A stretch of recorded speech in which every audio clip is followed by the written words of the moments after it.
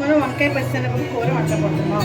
దానికి ఉల్లిపాయ, పచ్చిమిరకాయలు, గరం మసాలా, అల్లం వెల్లుల్లి పేస్ట్, పచ్చిశనగపప్పు నానబెట్టుకుని కొంచెం మరీ మెత్తగా కాకుండా మరి అలా కొంచెం ఇలా నలిపితే మెత్తగా అయ్యేలాగా పచ్చిశనగపప్పు ఉడకబెట్టుకోవాలి. ఒకప్పుడు 1 కేజీ వంకాయలు, తాలింపులకి ఆవాలు, జీలకర్ర, ఎండుమిరకాయలు, వెల్లుల్లిపాయలు, తాలింపు, కరివేపాకు, కొంచెం తాలింపు. ఈ వంకాయ ముక్కలు కోసుకుని ఉప్పు నీళ్ళలో నానబెట్టుకోవాలి. కట్ట రాకుండా చేదు రాకుండా ఉంటుంది. దాంట్లో ఆయిల్ వేసుకుని ఒక 2 స్పూన్లు ఆయిల్, అంటే మెత్తగా 2 స్పూన్లు ఆయిల్ బాగా కాగాలి. కాగిన తర్వాత అల్లం తీసుకుని ఉన్నాయి కదా, అవన్నీ బాగా వేగాలి. కారం గురించి వేసిన తర్వాత ఉంటాయి. అవి వేగిన తర్వాత కారం గింజలంటే ఇందాక ఆవాలు, జీలకర్ర, వెల్లుల్లిపాయ, కరివేపాకు, ఎండుమిరకాయలు ఉన్నాయి కదండి. మనం పప్పులో తాలింపు ఎంత వేసుకుంటాం 1 స్పూన్ బాగా పెట్టాలి. పచ్చివాసన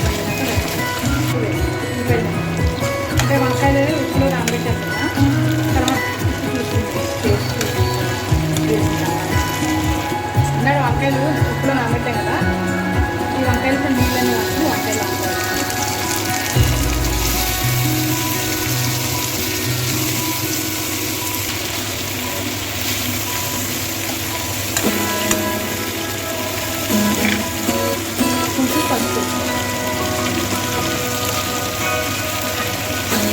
వంకాయ తొందరగా మగ్గుతుంది. మూడేమో కొంచెం వంకాయ మగ్గాలండి.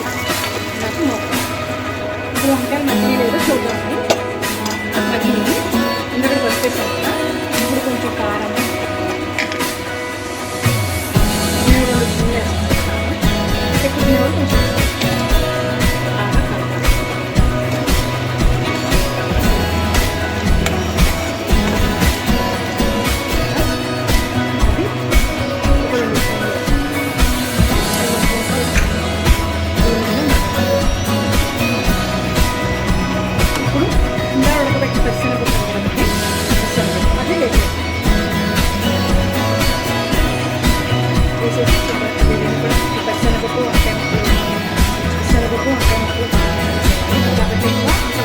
చిన్న గ్లాసు వాటర్ చాలు. చిన్న గ్లాసు ఎక్కువ